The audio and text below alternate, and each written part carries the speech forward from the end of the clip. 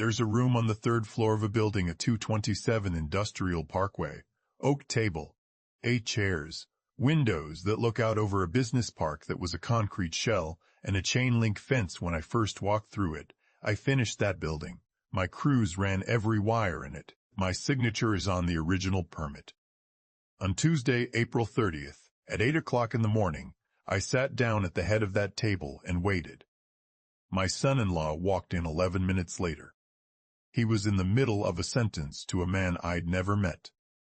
He stopped when he saw me. I let him stop. Welcome to real-life verdict. Get comfortable. The people in this story had every chance to behave themselves. They just chose wrong. Drop a comment, hit that like button, and make sure you're subscribed. My name is Chester. I am 64 years old. I spent 38 years as a master electrician, and the last 22 of those running my own commercial contracting firm, school retrofits, municipal work, medical office build-outs. That is not a glamorous sentence. I know that. I drove a 2006 Ford Ranger with 187,000 miles on it, and a passenger side mirror held on with electrical tape. I kept meaning to replace with the proper bracket. My house is a 3-bedroom ranch on 2 acres. My wife Ellen picked the paint colors in 1998, and I have not changed them because I still think she was right. Ellen passed 6 years ago, ovarian cancer. 4 months from diagnosis to the end. My daughter Amy is 36. She has her mother's eyes and her mother's habit of sliding a ring with her thumb when she's anxious. She wears Ellen's wedding band on her right hand. Has since the funeral. 4 years ago, Amy married Marcus Bellamy. Marcus is a commercial real estate broker. Good suits. Firm handshake. The kind of man who makes you feel, in the first 30 seconds, that you are in the presence of someone who has already calculated exactly how useful you are to him. He was good to Amy. I want to be clear about that because what comes later will make it easy to forget. He was attentive, and he was present, and he made her laugh at dinner, in a way that reminded me of watching Ellen laugh at dinner, which meant it cost me something to notice it. I did not say anything. I decided early that Amy's happiness was more important than my unease, but there was a thing Marcus did. He might not have caught it the first time. He adjusted his cufflinks. Not when he was nervous. Marcus was not a nervous man. He did it as punctuation, midway through a conversation. Whenever he was about to redirect it away from something he'd rather not engage with, the right hand would come up, the fingers would pinch the left cuff, and he would smooth the conversation in a different direction. He did it every time he talked to me. I noticed the first time. I filed it away. A man is allowed his habits. The second time I understood it better. By the 4th year I understood it completely. Thursday, April 18th, 7:40 in the evening. The Grandview Hotel, downtown. The Regional Commercial Real Estate Association spring networking event. Amy had asked me to come. Marcus had apparently told her it would be good for her to have family there. She was trying to build her own professional connections. She'd been doing some work in property management consulting, and she wanted the room to know she was serious. I was happy to go. I paid $75 for 2 tickets. I put on the sport coat Ellen bought me for our younger nephew's graduation in 2019, and I drove the truck into town. The room was full of the kind of people I have been standing in rooms with for 30 years. Property managers, developers, architects, a few attorneys. The people who build things and the people who sell things and the people who argue about what things are worth. I knew 8 people in that room before I crossed the threshold, not as acquaintances, as professionals who had shaken my hand over deals. Amy went to find a woman she'd been trying to connect with. I went to the bar and got a club soda. I was standing there probably 15 feet from a cluster of people that included Marcus when I heard him. He was talking to a colleague. Young man, maybe 35. The colleague had apparently asked about me, who I was, whether I was in the industry. Marcus said, "Chester's just the driver. He brought Amy so she could network." The colleague did not respond. That silence lasted maybe 2 seconds. Then they moved on to something else. I did not turn around. I did not set down my glass harder than necessary. I did not go find Amy. I stood there, and I drank my club soda, and I watched the room. and I spent the rest of the evening being pleasant to every person who came to talk to me. I want you to understand something about me. I am not a man who performs anger. Ellen used to say the most dangerous version of me was the quiet one. Not because I was frightening, but because the quiet meant I was finished deciding and had moved on to calculating. She was right about that. She was right about most things. I drove home that night at 9:30, let myself in, took off the sport coat, hung it up, sat in the kitchen for a while without turning on the television. I had one thought, and then I went to bed. The thought was, he has been renting that room for 2 years. I'll explain that in a minute. First, let me tell you about Leonard. Leonard Purcell is 71 years old. He owns 2 small office buildings in the same business park where my building sits. We have known each other for 15 years through zoning board work. Leonard keeps a handwritten ledger for his rental properties, even though his accountant has begged him for a decade to switch to software. He says he likes being able to see where his hand was when he made each decision. I understand that completely. 6 days after the networking event, I met Leonard for coffee near the medical plaza. I told him I was thinking about making some changes to how I lease the third-floor space. Leonard didn't ask why. He said, "Chester, I saw your name on the lease renewal. You need me to witness anything, I'll be there." He didn't hesitate, didn't ask what this was about, didn't add conditions. No cufflink adjustment. I told him I'd let him know. Now, let me back up and explain the morning after the networking event because that is where this actually starts. Friday, April 19th, 6:45 in the morning. I was at my kitchen table with a cup of coffee and the invoice for the 2 event tickets. $75, printed on Grandview Hotel letterhead. I set the invoice down and I opened the filing cabinet in my home office. I want you to stay with me here, because this is where everything I thought I understood started to come apart. Or rather, where everything I had been quietly keeping track of finally came into focus. 8 years ago, there was a medical plaza development on Industrial Parkway that went under mid-construction. The developer ran out of money. The bank called the loan. The building sat. Concrete and rebar and empty window frames for 14 months. While the lawyers sorted it out, I drove past it regularly, because I was doing a school retrofit 2 blocks away. I looked at that building the way you look at something that is almost what it needs to be. It needed about $280,000 worth of work, and someone willing to be patient while the tenants came. I bought it at auction for $340,000. 2 years of profit from my contracting business and a loan against the business itself. I formed a holding company, CNE Properties LLC, to take the deed. My crews finished the build. I pulled the permits myself. I knew every inch of that building before I ever had a tenant in it. By the end of the first year, I had a dental practice on the ground floor and 2 family medicine practices on the second. The third floor had shared conference space and a boardroom available for rental.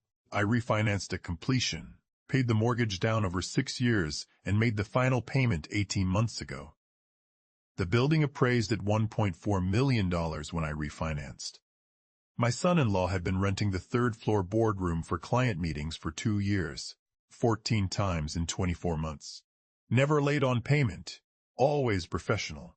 He had never asked who owned the building. I want you to sit with that for a moment. The building where Marcus brought clients to establish himself as a credible commercial broker, the room where he shook hands over deals, was mine. Built by my crews. Permitted under my signature. Owned outright by a company with my initials in its name. He had rented it 14 times and he had never asked. He didn't ask because he had already decided what I was. Friday afternoon. I pulled the deed and the LLC documents. Cross-referenced the property management records my manager Rita sends me every quarter. Everything was exactly where I knew it would be. I did not act on this immediately. I am telling you this because I want you to understand that what happened next was not a reflex. I was not running on the heat of the evening before. I spent that Saturday doing ordinary things. I checked on a fence repair. I made soup from a recipe Ellen left in a binder in the kitchen cabinet. The one with her handwriting on the tab. I let the weekend pass. Monday morning, April 22nd, 9 a.m. I was parked outside the Township Municipal Building before a zoning board preliminary session. I called Rita Voss from my truck. Rita is my property manager. She has worked with me for 8 years. She keeps a miniature cactus on her desk that has outlived 3 office renovations. She waters it every Monday and talks to it when the phone systems go down. She is one of the most competent people I have ever worked with, and she has the professional instinct to understand when a question is not just a question. I asked her to pull the full rental history for the 3rd floor boardroom. Dates, amounts, which firm. Rita asked if there was a problem. I said no. Just wanted to review something. She sent the records Monday afternoon. 14 rentals. Marcus's firm. 2 years of steady business. And the next one was already on the calendar. Tuesday, April 30th, 8 o'clock in the morning. A breakfast meeting. I now knew the when. I spent the rest of that week being careful. Wednesday morning I met Leonard for coffee, and we had the conversation I mentioned. Thursday afternoon I called the building's attorney and asked about the termination clause in the boardroom rental agreement. The attorney confirmed it. Any renter could be given 30 days' notice without cause. It was in the agreement Marcus's firm had signed. I asked him to draft a notice for Marcus's firm. Not to be delivered yet. Just to be prepared. I had one thing Marcus had never accounted for, and I had known about it for 8 years, and he'd been renting it every 6 weeks and never once asked a question that would have let him see it coming. Friday morning, April 26th. I drove to the medical plaza and met Rita in her office. She handed me the draft termination notice. I read it once. She asked if I wanted her to deliver it. I said no, I'd handle the timing. She asked if Marcus had done something. I said, he made an assumption. Rita nodded. She did not ask anything else. She's worked with me long enough to know when a decision is already made. Then she said, I pulled the records you asked for. He's rented that room 14 times in 2 years, never late on payment. I assume that doesn't matter. I told her it did not. That was a Friday. The consequence was a Tuesday. I had a weekend and a Monday between me and it. Monday evening, April 29th. I was watching the local news. My phone rang. Amy, she thanked me for coming to the networking event. Said Marcus had told her everyone was impressed I made it out. I thanked her and said it was good to see people. She asked if I was feeling okay. I said I was fine. She said Marcus mentioned I seemed tired. I said I was all right. I asked how she was doing. She said good. We talked for a few minutes about nothing in particular. Before she hung up, she said, Dad, you didn't have to come if you weren't feeling up to it. Marcus said you seemed tired. I told her I was glad I came. I set the phone down on the arm of the chair. The news was still on. I watched it for another half hour and then I went to bed. I had one thing left to do, and I had been ready to do it since Friday morning at 6:45 when I sat down at my kitchen table with a coffee and a receipt for 2 event tickets. Let me tell you something about the room where this ends. 227 Industrial Parkway, 3rd floor. The boardroom has an oak table that seats 8. Windows along the north wall that look out over the business park. A credenza with a coffee setup. Marcus's firm always requested that on the rental form. I know because I approved the amenity list when we put the space into service. I arrived at 7:40, 20 minutes before the scheduled meeting. I turned on the lights. I poured myself a cup of coffee from the credenza. I sat down at the head of the table. I placed the termination notice on CNE Properties LLC letterhead, signed by me and witnessed by the building's attorney, face down in the center of the table. And I waited. Marcus came in at 8:11. He had a man with him, Dr. Termy, Raymond Kemper, as I later confirmed, a cardiologist who was looking to open a second practice location. Marcus was midway through a sentence when he came through the door. He stopped when he saw me. He introduced me as his father-in-law. I nodded. I did not stand. I did not shake hands. Dr. Treve. Kemper said it was nice to meet me. I told him likewise. Marcus tried to recover. He moved to the far side of the table, gestured to the chairs, started to pull the meeting back toward his purpose. He talked about the building's location, the existing tenant mix, the demographics of the surrounding area. He was good at it. He had the rhythm of a man who had given this pitch in this room before. I let him get settled. I let him sit down. Then I slid the termination notice across the table. I said, the building's ownership has decided to terminate your firm's access to the third-floor boardroom effective in 30 days, per the terms of the rental agreement your firm signed. Marcus looked at the paper. He looked at the letterhead. He looked at the letterhead. He looked at me. I watched him understand it. Dr. Kemper was very still. Marcus said nothing for a moment. Then he said my name. Just my name. I said, you were right.